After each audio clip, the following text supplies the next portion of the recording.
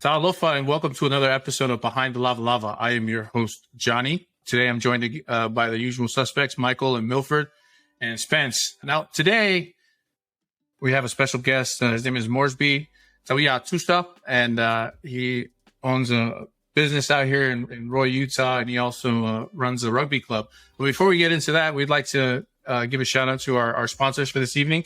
This episode is being sponsored by Matai Watches. So get yourself a piece of history, pays homage to our ancestors and where we're from. So for right now, we're just going to give a little bit of time to introduce our guest. His name is Moresby Tauiautusa.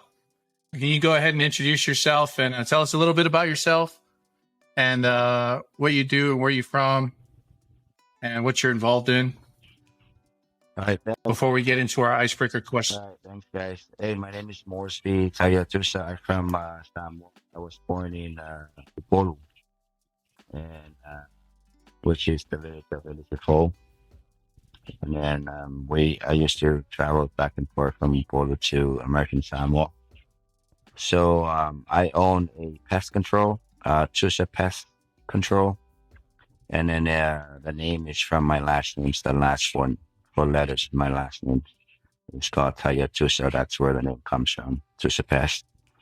And also I run the rugby club, the Gladiator Rugby Club here in Salt Lake. And then owned the Spider Fest 7 last year. And it's just going to be the second year this year. Welcome, Moresby. So I'd like to turn the time over to Spencer. He's going to kick us with our icebreaker question, and then we can set the session off. All right. Icebreaker question for today is, if you could bring back one deceased music artist so that you could attend their concert, who would it be? Since I'm asking the question, I'm going to go first. I'm going to take this bullet out the gun right off the bat. Bob Marley. Bring him back. I'd love to see him live, but fortunately he passed before I was even born. So, Bob Marley for me. How about you guys? Ooh, that's a good one. I'll have to think about that one. For some reason, Elvis Presley is in my head when you mentioned that, when you asked that question. So probably Elvis Presley, the king. I want to say Tupac, but we all know he's still alive, so he don't count. I can't really think. I'll just say Jimi Hendrix, just to watch him, shred that guitar. I think it'd be cool to see that. You know what? I want to say Marvin Gaye. I feel like he could have done a lot more, especially with the way the genre of music, progressed between like the late 80s into the early 90s, into the mid 90s. I think he could have gotten a little bit further with music. Unless I'm talking about thinking of one artist and saying another. But Marvin Gaye. So I think me is like Farman Five's Lucky Dupe. Back in the day, we got some really good songs, and it's kind of like referring to Bob Marley. But Lucky Dupe is another one that I always like to hear his songs. That's another good one for sure. Okay. Well, thank you, Spencer, for that icebreaker question. So, like I introduced before, Moresby, so tell us about your business, or at least, we'll start with the business first, and then we'll move into the rugby club after. But I know, for those of you who don't know, I know Moresby personally. He is my neighbor.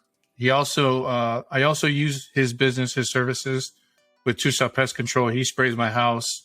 Our kids go to school together, pretty good friends. And so, but yeah, I can attest. I know that you came out of Independence, Missouri, right? It's where you got a lot of your experience. Or was it Missouri? You got a lot of your experience in the pest control business? From Tennessee. And so, no. Sorry, Tennessee. But yeah, so out of Tennessee. And I know that I don't know a lot of about pest control, and I don't know a lot of Polynesians in pest control. Pretty sure there are quite a few, but this one I do attest to. So, yeah, without further ado, Moresby, tell us about your business. Yeah. So before I started my business, I was a missionary in Tennessee in 2004, 2006. And then I was a hard door knocking doors, like for the mission for 2 years. And then after that, I went to Tennessee and worked on some of the pest control out there. And that's where I learned a lot of the work out there from Tennessee. So I was a tech manager. So I was the guy that do all the work and train everyone there. And I follow all the guys around and learn how to do things, and they knock doors, and then I follow them around. So I taught myself to be a salesman. So that's where I became do my own business. It's because of that experience. So I worked there and then moved here in Utah and own my own business, and I name it after my last name. So I start here 2013. I think it's been 10 years now. But I work pest control since 2007 to, and then now I own my own company out here in Utah. So it's a mouth to mouth and door knock. That's where I get on my sales. It's a blessing for me to have that. So I like to talk to people door to door. So I don't do any advertisement or anything. I sold contracts on the door, and that's where I get on my business to get contracts and do that. So that's the reason why I have the Tusa Pest Control out here. Nice. So started on the mission. I know a couple of our members also served their mission as well. And but I think that's pretty cool, especially being embedded in the community. We tend to lose track when everything is online now. Everybody goes online to find services for everything. The Yellow Pages is a distant memory in the past now, where now it's a website called Yellow Pages. But yeah, so tell us about your business. So is it like, do you use organic or I don't know much about pest control really. I know that some of it, I know they have some organic mixtures that they use for spraying. Do you specialize in certain types of bugs, insects, anything of the sort? So I don't believe in organic for doing pest control stuff, but there's people out there that they don't like pesticide to spray around their house because they don't want their kids and the food that they eat to mixing with the pesticide. But most of the pesticide I use is all safe for people. I do inside the restaurant, commercial jobs, and also the hospital and daycare. So it's all safe, and also the way that you use the pesticide is how you use it, and then that's the reason why my service is more quality service here in Utah. And then I deal with bed bugs here in Utah, and then German roaches. I don't know if you guys know anything about German roaches or bed bugs, but there's a lot of bed bugs and German roaches here in Utah. Black widows, poison spiders, the black with the orange class on the belly, and then also the hopewell spiders. Those are the two main poison spider here in Utah. So it's about 15 poison in a rattlesnake, and it's about 300 to 400 spiders in one area. When they hatch, it's going to provide more around the home. And then I deal with a lot of the bugs, other bugs, those black with their with the red. Oh, them things are a nuisance. Yeah, those are a lot. They get into everything. So I take care of all that stuff, bed bugs, zerofish, springtails, earwigs, cricket, you name it, like ants and stuff like that. So I take care of all that stuff. So, and then the reason why, I'm saying that my service is the best out here, because I really do a great job around the home. I do the outside of the house. I clean all the spider web on the east of the home, overhangs of the house, around the rear of the home, inside the window wells, and then I use a power spray on the outside. So that power spray is about like 150 psi, can reach all the eaves and overhangs of the house. And then also do a barrier 3 feet up, 3 feet out around the rear of the house, like the foundation. That keeps all the activities away from the home. And on the inside, I do the baseboard. I spray the inside with a repellent product that push everything from the inside outside using a hand spray. That keeps them from coming inside your home. And I use a non-repellent product on the outside to keep them from coming inside the house. So I use different product on the inside and the outside of the home. So mainly power spray on the outside and hand spray on the inside, and it's all safe, Inside takes about 10 minutes, and then and I told the customer about 15, leave about like 5 minutes to dry on the inside of the baseboard. It's gonna be safe, and then also on the outside will be like 25 minutes on the outside. So it's pretty simple, easy thing to do.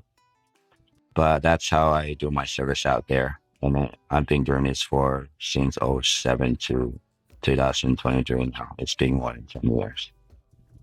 Now, I know you're based out of Utah here, specifically the northern Utah area. So what areas do you service specifically out here? Or how far are you willing to go out? My farthest one is down in Orem. I reach Orem going to Tooele County, coming up here in Huntsville, like up here in the canyon. So from here in the Huntsville Canyon all the way down to Orem. So I pretty much cover the whole valley.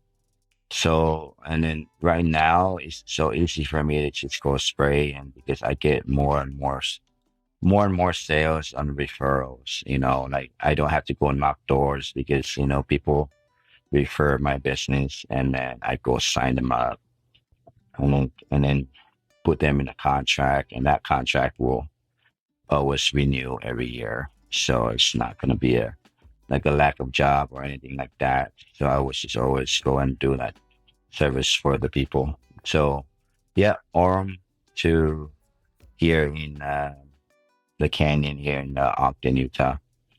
No, that's pretty cool. I was actually wondering, because you said that you did a lot of your marketing by just knocking on the doors and spreading word of mouth.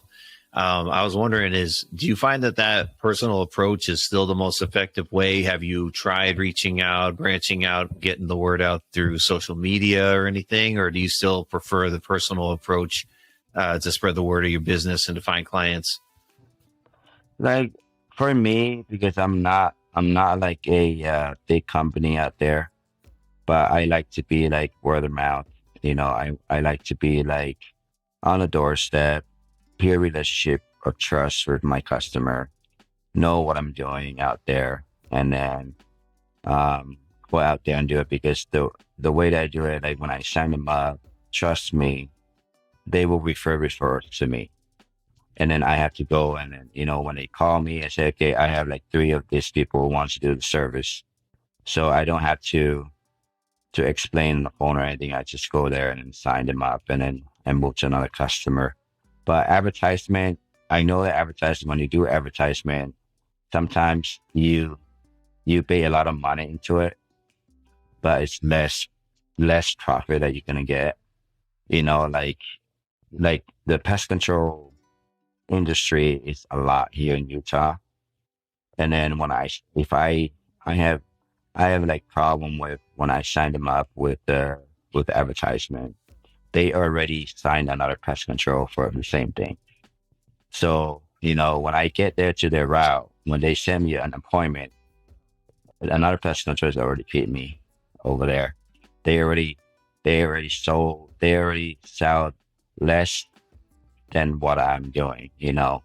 So that's why sometimes I don't like the advertisement those people are giving me, because when I show up to the door, there's another pest control they already sent there.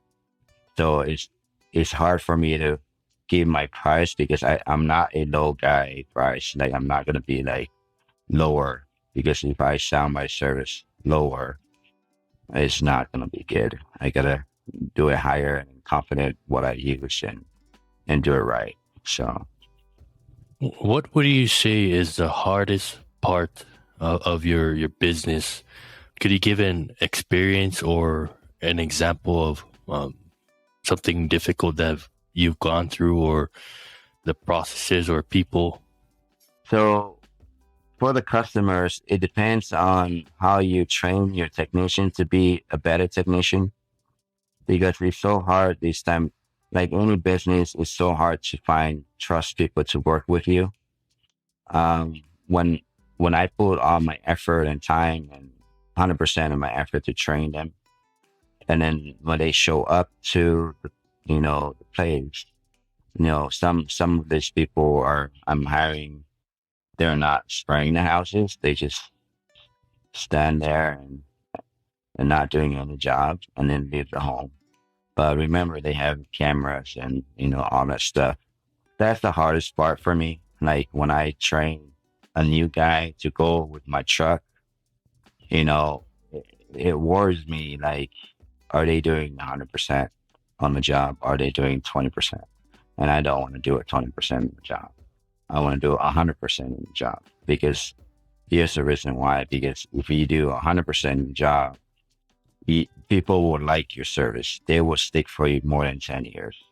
But if they're not going to put 100% or 80% in the job, those people will cancel, and then they will find another pest control out there. So my mindset is to train a person that knows what they're doing and be trust. And then that's the hardest thing about, any business, not just on pest control, but I'm pretty sure that you guys know too, that people, they just come and want the money. They don't put their 100% to the company, but they just work and then get paid. But for me, that's who I am. That's the reason why I'm so into a door-to-door sales, because I need to build my relationship trust with people, and that's how I get all my referrals. And then those referrals, is good for me, because I go and sell, sign, and then after I sign them up, and then I sign up their neighbors, things like that. So that's the hardest thing for me right now, is just when I hire someone, I gotta be careful how they act, because I give all my time to train them.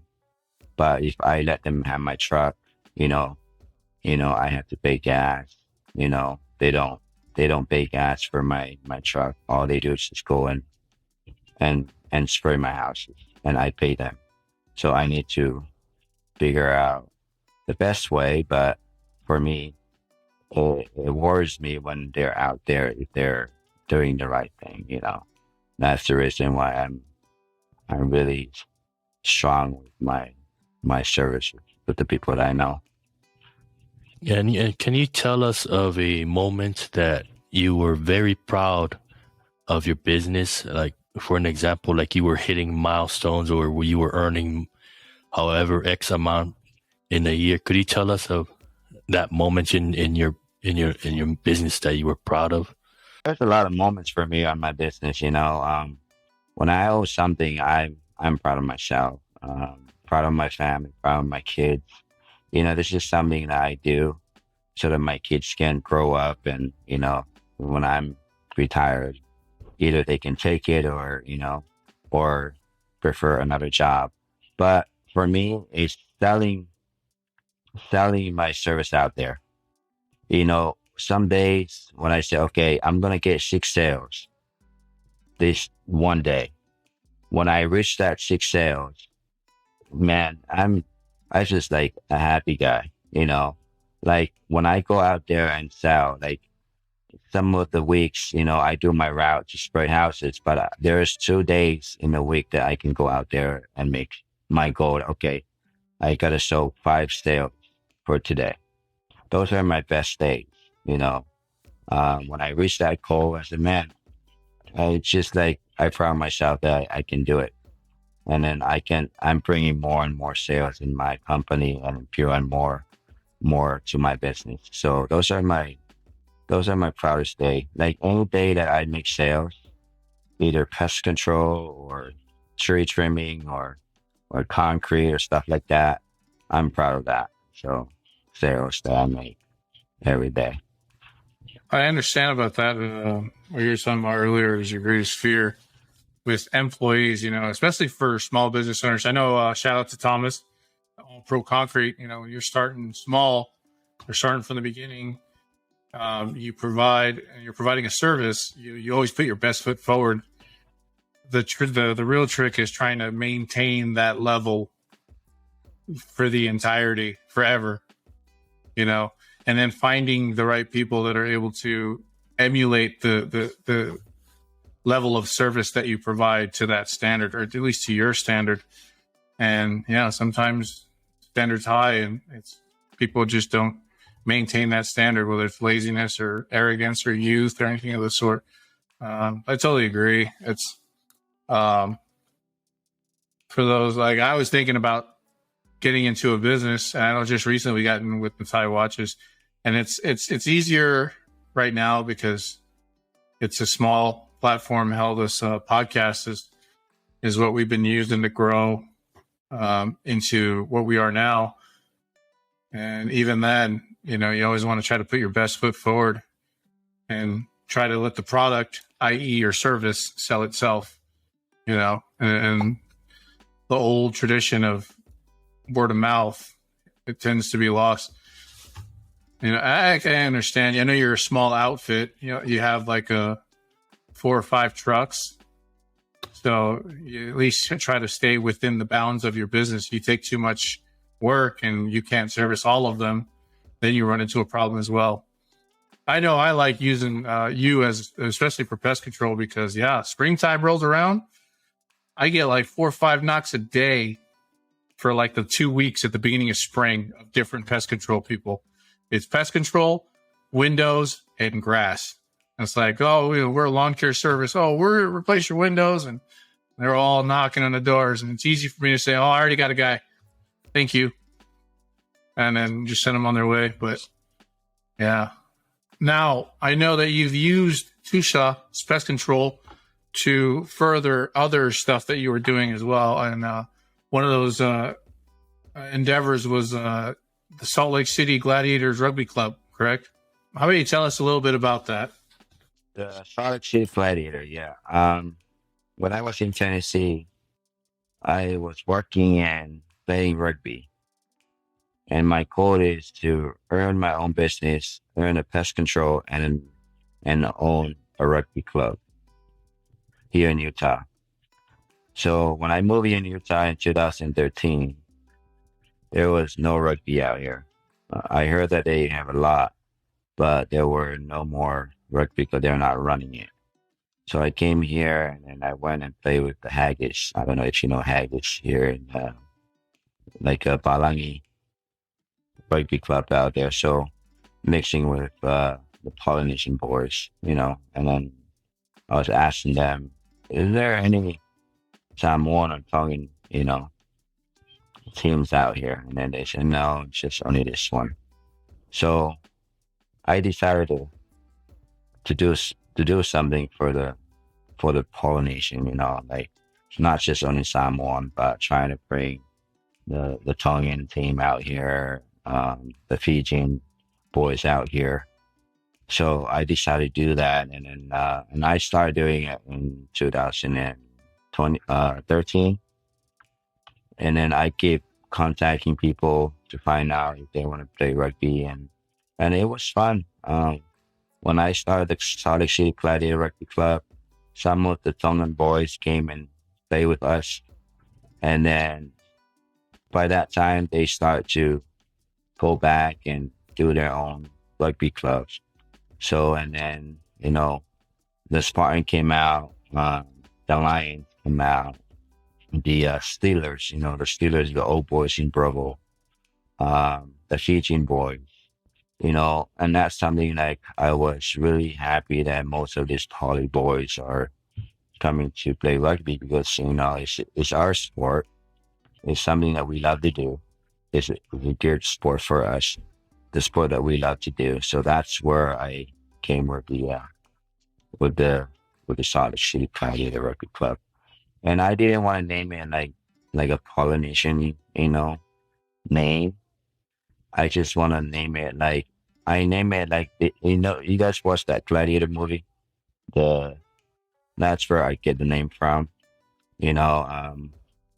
Even though that is a Palangi word, but people already know it's Polynesian team, and it's not just only Samoan in it, but it's mixing of us, Tongan and Palangi boys, and then also some of the Spanish kids want to play rugby. So that's where I came with the name and started doing the rugby. And it's really good to have the boys out there. When I started, there was a lot of the boys were in trouble back then. And that's kind of the way that I want this young blood to be coming to the sport, just come play and not getting into any trouble out there. So, and that's the main part of it, that I want to be doing the Gladiator for those boys. So. And how would someone join your rugby club? Is it through tryouts, or do they have to do something to qualify, or just register? So anyone that we invite, we have a Facebook. We all welcome everyone to come to play rugby. But the thing is, they have to register under USA Rugby in order for them to play. They have a SIP number in order for them to play a union. So yesterday was our first union game yesterday against the Saints. And that's the guy that owns the Saints. He's a Tongan kid. And most of his players are mixing with Tongans and Palangi boys. And then we played with them against them yesterday. So they won the game. We lost, but everyone was having fun during the game yesterday. But they won yesterday against us, but it was fun for us. And I'm a little sore, but I'm still playing. And you've mentioned when you first joined, there wasn't a lot of rugby. How have you seen the growth of rugby here in Utah? So probably when I started the rugby 2013, probably about at least 10 or 15% rugby there that time. That's the time that we didn't have but right now we have a lot of the rugby out here. I don't know about the youth, but the men's club were really, really not there.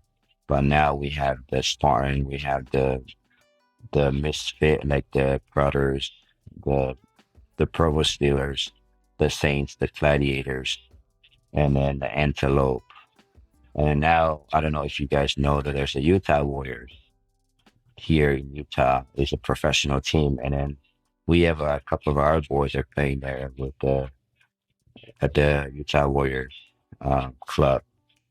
So it is about, it's more rugby team now than back then in 2013. I was going to ask, do you have a relationship with the Warriors club, like a pipeline of players coming from your club, and kind of have you give them a scouting report of up and coming players? I don't know. You have that kind of relationship? Yeah,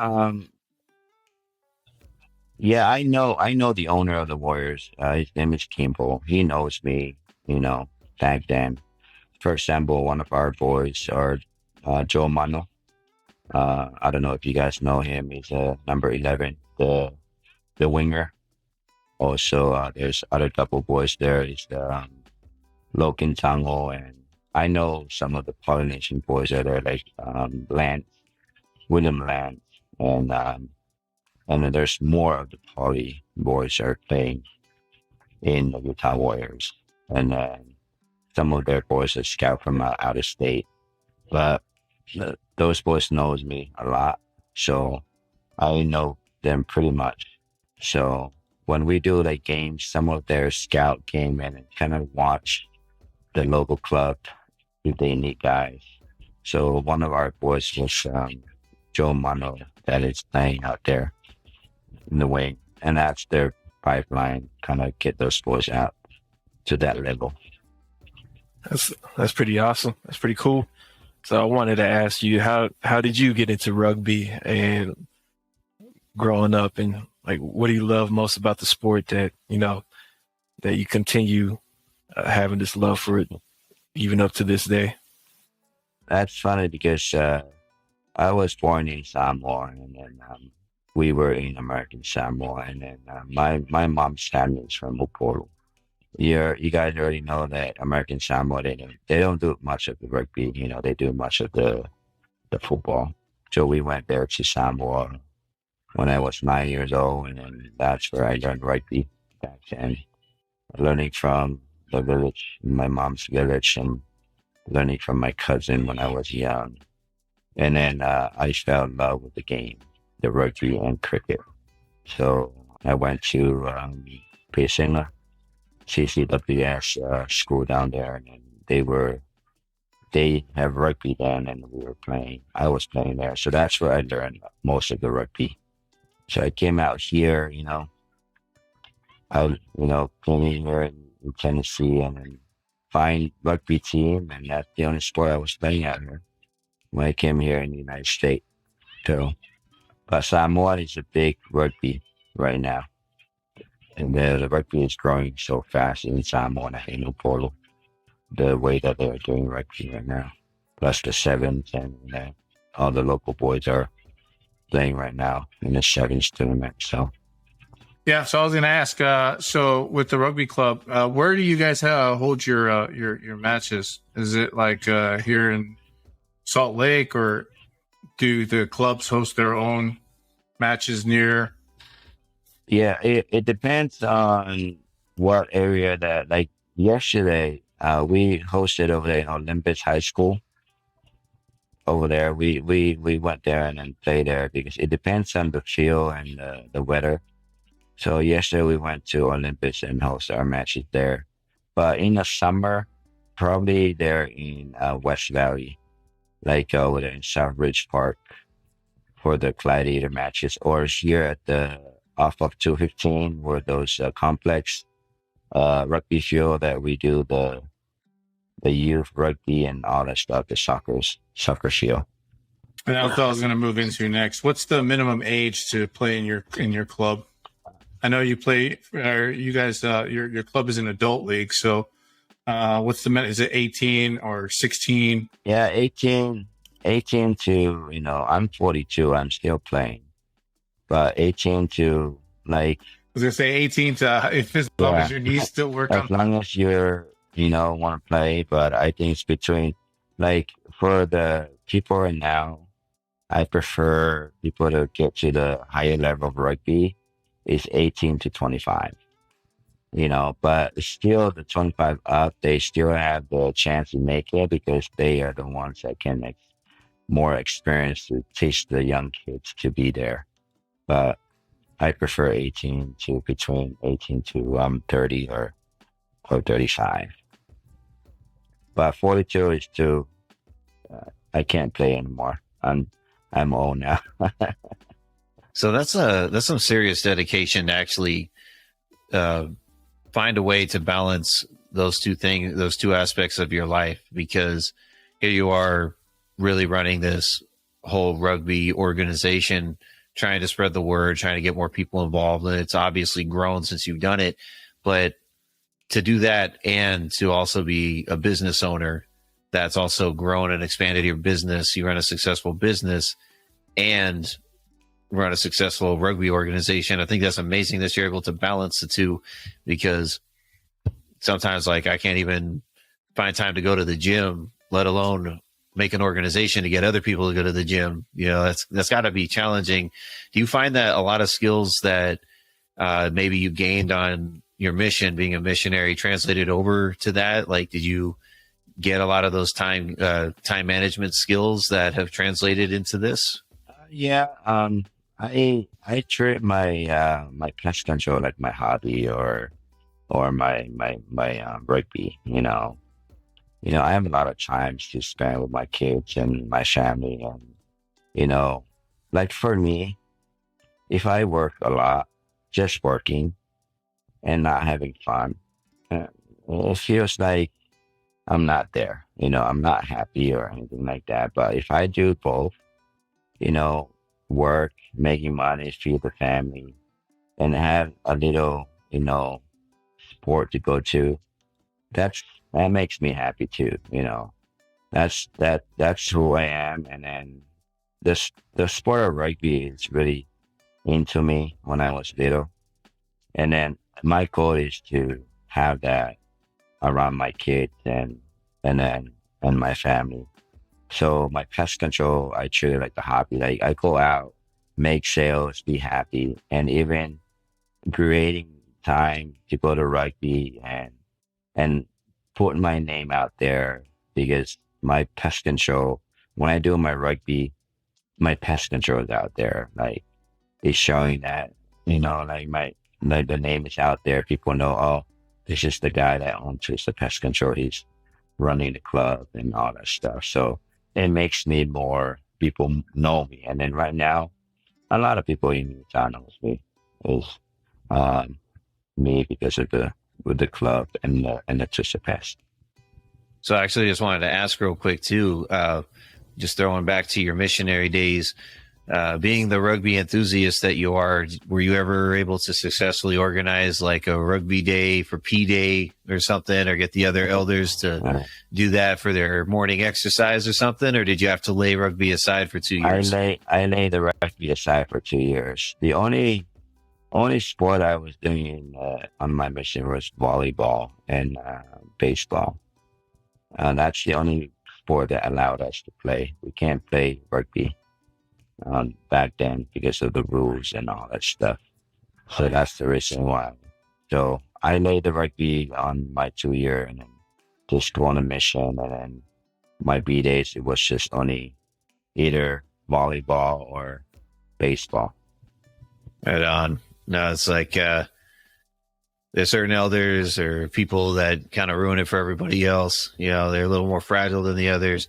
I'm one of those guys. Like, it's one of those things where, like, I'll never forget this. When I went through basic training for the Army, did my AIT, my job training.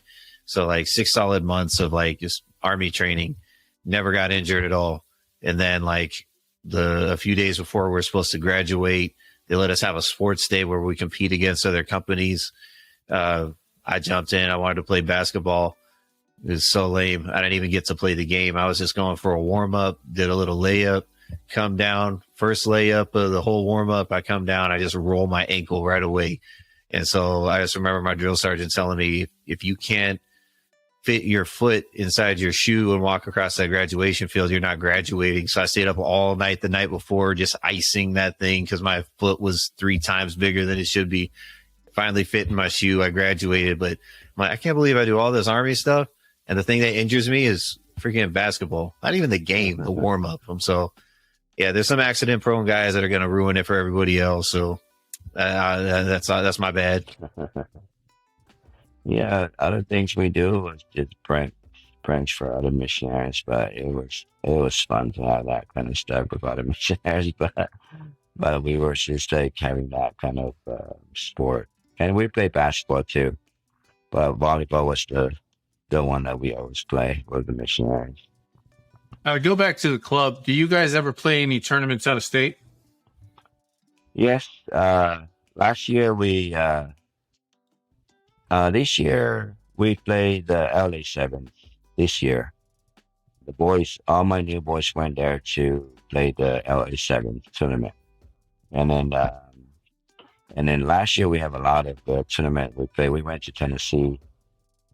We won that tournament, the sevens. We play a lot of the Tennessee teams out there. And then we played Wyoming. We won that one, the tournament, the sevens. And then we played here, Tongan Festival. They have the sevens out here too. So the 15 for the Tongan people, they have like the flag for the Tongan Festival. So we go out state, and this year we're gonna be going to Tennessee again. There's a couple ones that we went to, and then we won all that tournament, the sevens. And then like the Gladiator Rugby Club, they love to play sevens. You know, they like to be doing that. And even our 15, you know, we want those big boys to come and, you know, get some workout and not sitting at home and doing nothing, you know. So we like to have the 15s and the sevens together. So, but this year their tournament, they went to LA and play in LA. So now we play yesterday. So we're gonna travel in Idaho this weekend to play against the Boise. Speaking of sevens, I know you're talking about last year. You guys, you started the Spider Fest Sevens. This is a tournament. Can you tell us a little bit about that? Because I know you got one coming up again this year in September. I always want to host a sevens tournament, but I was trying to find a name for the sevens. I just trying to find a name to tie it into my pest control. And then I was like thinking in the fall time, you know, everyone's fished for food and stuff like that. And then also tied into my pest control because I spray like bugs and stuff like that and spiders and stuff. And then one day I went out and worked and I was like, okay, I'm going to tie this into my pest control. So I tied into spider and infest. You know, like in the fall time, everyone's fish for, you know, food or whatever. You know, I just put it together like Spider Fest Sevens tournament. So that's where I came with the name. And my goal is to do the Spider Fest Sevens the end of September, which is the general conference, the end of September to October, just 3 days. And last year, I want to do both men's and women because most of the time that you hear like sevens, they always think about just men, not the ladies. But here in Utah, there's so many teams out here for the high school. Like all these girls are playing rugby down their rugby time, and then they come to the time of the girls, the big girls, to play. So my goal was to have a girls team and men's team on the Spotify Sevens last year. And we have pretty good turnout. We had 3 teams from the girls and then 7 teams from the guys. So one team was from Florida, girls, and then one team was from St. George, another girl, and then a team from us. It's called Wonder Woman. And then we have 7 team for the boys, the men's club. And then we have one from St. George, the man. And us, we have 2 of our teams. And then the Fijian boys is called Tano. That's the name of the team. And then the brothers and the Saints. And us. And then those are the 7 teams for the men's last year. And then we have like 600 people show up, like spectators show up on our tournament. It was pretty good. And then we hosted here in complex off of 215, the highway, when you drive down to Salt Lake. There's all those rugby fields on the side. That's where we host our tournament, Spiderfest Sevens. So this year is the 2nd year, and I'm excited about this year too. It's going to be more teams going to participate. And we have prizes for those. The first prize is 4,000. Second prize is 2,000, and the third one is 500. So both ladies and the men have the prizes. They pay for those prizes for the tournament. So last year, Tano and the Gladiator, my club, played the final, and then the Tano win. They tie the game, and then whoever wins will take the first place. So Tano win 4,000 and Gladiator win 2,000. And then the third one was brothers. They take their 500. And on the girls, it was the Wonder Woman, the first, and then the Florida was the second, and St. George was the third. They take their prizes too. So it was pretty good. So this year it's going to be the same thing, prices. And I want to be more of the women. I want the women to have more teams to be there. So hopefully we'll have more women's team out there. When is the last day to register a team? I think we can get like Well, two more guys real quick. Shoot, I would be nice if I think my knees can military work for a boys couple would have days. Team, just find like just only 13 guys on the roster, and compete for that $4,000. It's not bad, but it's really good. Like we are starting to register this year. It's $500 to get in for the team to get into the tournament. So, but if you guys want to get a team out there, all you do is just find 13 boys, that's all you need, and pay $500 and get into the tournament. And it's a great opportunity to advertise your Lava session and all that stuff, 28. Yeah, so that will be the 28, September 29, 22nd. It's Thursday and Friday are the night. Okay. So so nighttime we play under the light. So Thursday we start like 6:00 p.m. and then end at like 10:00 p.m. So we were playing under the light. So and even Friday is under the light, and then Saturday will be in the morning to get all the payoff and all the finals on Saturday. And that's the coolest thing about my tournament. I kind of like to change the time for the teams, because most of the tournament they want to do it like during the daytime. I like to be more like doing like in the evening time at nighttime. In that way, people, okay, there's a tournament out there like at nighttime, having fun.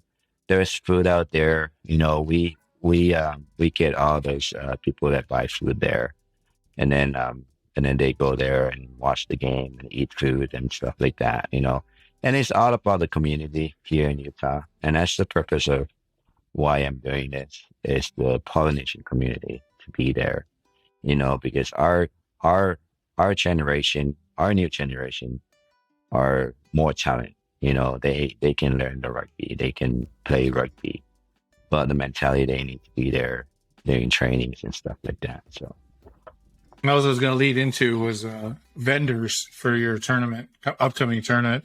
I know, who knows, maybe we can, Behind the Lavalava can set up a booth and we can go live and interview some of the players, really see good, what's going on over there.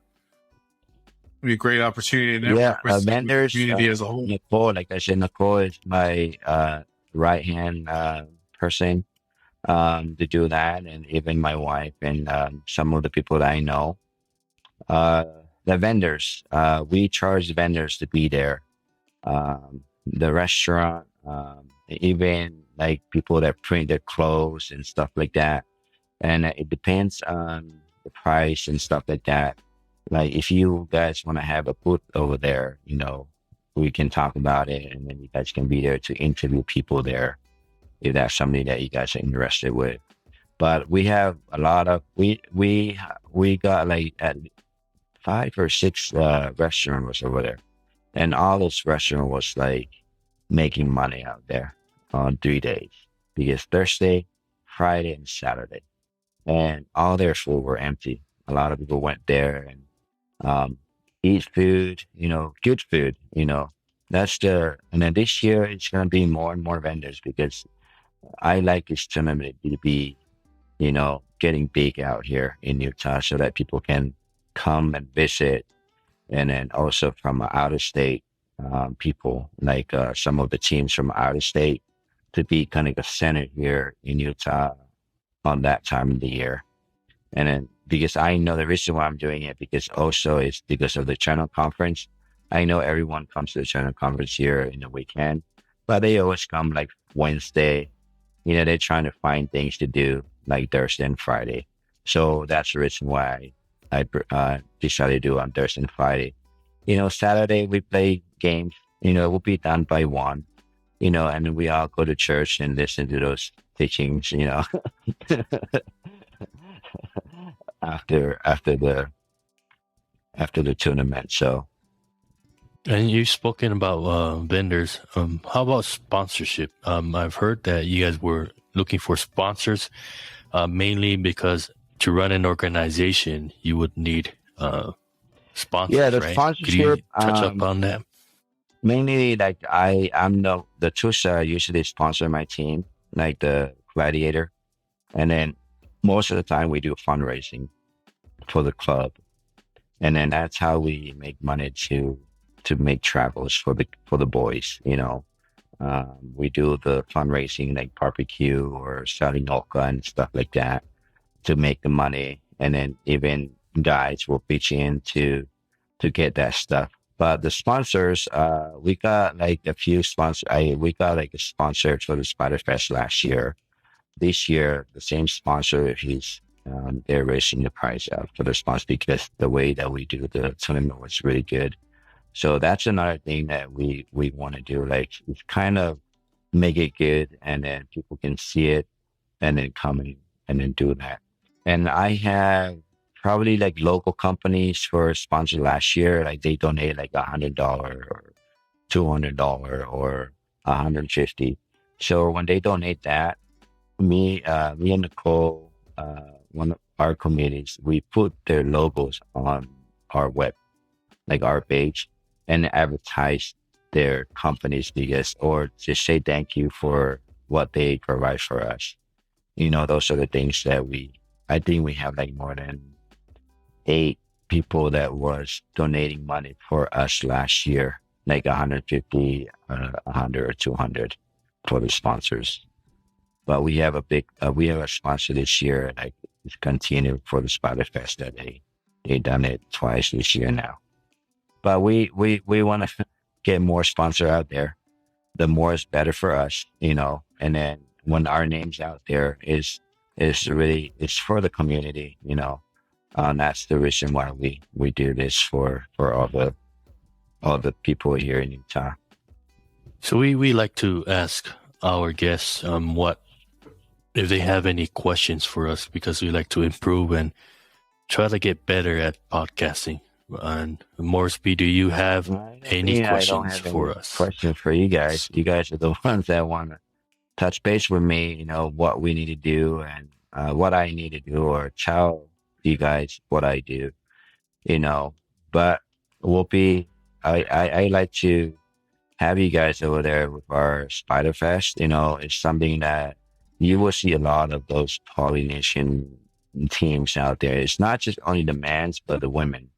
And that's the thing that I look forward for this year, to see how many women's teams out there. Because as of right now, it's just when after their high school or their college rugby, they're done. They don't do any more of their, But I want them to continue to play rugby. It's just something fun and do out there. Like I say, it's my hobby. If I just work whole day and do nothing, that's makes me happy. Just work, balance my time, my kids, my family, and then go work and then go play rugby and then or meet all my boys out there and having fun. So, but I don't have any questions for you guys. I just want you guys to be there. If you guys want to sponsor us, we're more welcome to do that. And then if you guys want to put out there, just let us know and we can talk about it and then go from there. Well, Moresby, thank you very much for coming on the podcast today. We really appreciate you. And we're also very grateful for, small business owners like you, those who not only just stick to the 9 to 5, but they pick something and they learn something and then they turn it into something themselves and help it grow. And what you've done to give back to the community through the Salt Lake City Gladiators, I think it's phenomenal. You've done a phenomenal job of bringing the community together, and you do it out of your own just passion for the sport, for the people, and just overall you care, and that really matters. And we wanted to highlight you and your business. So this is Moresby, and he owns Tusa Pest Control out of Roy, Utah, here in northern Utah. And that's Tusa. Do you have a phone number for me, Moresby, real quick? Oh, you got to unmute real quick. 208-8350. That's a Tennessee's number. It's a cell phone. Okay, you heard that. That's Tusa's Pest Control. So for all your pest control needs, all those bugs, and I know for me it's those damn box elder bugs. Those things are everywhere. Little orange things look like roaches. Yeah. So for all your pest control needs, and then for all those who still continue to play rugby, I know that your knees still work. Give them a look. The Salt Lake City Gladiators. My name is Johnny, and this is Michael and Milford and Spence, giving you another day, another episode. We'll catch you again